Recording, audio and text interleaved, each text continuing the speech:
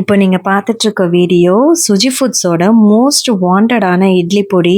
ஆமாங்க, கருப்பு உளுந்து இட்லி பொடி. கருப்பு உளுந்து இட்லி பொடி பார்த்தீங்கன்னா, கருப்பு உளுந்து நல்லா ரோஸ்ட் பண்ணி, அதோட கடலை பருப்பையும் அதையும் நல்லா ரோஸ்ட் பண்ணி எடுத்துட்டு, கூடவே கருவேப்பிலை, பூண்டு, மிளகாய் இந்த மாதிரி எல்லா ஐட்டம்ஸையும் ஆட் பண்ணி நம்ம ரோஸ்ட் பண்ணி தான் நம்ம பொடியா செய்கிறோம். ஸோ தட் இதை நீங்கள் தாராளமாக 6 months வரைக்கும் வச்சு நீங்கள் சாப்பிட்லாம்.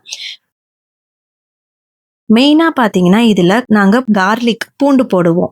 இந்த பூண்டு வந்து பார்த்தீங்கன்னா ஒவ்வொன்றா தனித்தனியாக இடித்து அதோட எசன்ஸ் போயிடக்கூடாது, டேஸ்ட் போயிடக்கூடாதுன்னு அதை நல்லெண்ணெயில் தான் போட்டு நாங்கள் நல்லா ஃப்ரை பண்ணி அது கிறிஸ்பியாக கோல்டன் ப்ரௌன் வந்ததுக்கப்புறம் அதை வந்து நாங்கள் அரைக்க கொடுக்கும்போது இதோட சேர்த்து அரைச்சி அதோட டேஸ்ட்டை வந்து இன்னும் என்ஹான்ஸ் கொடுக்குதுங்க.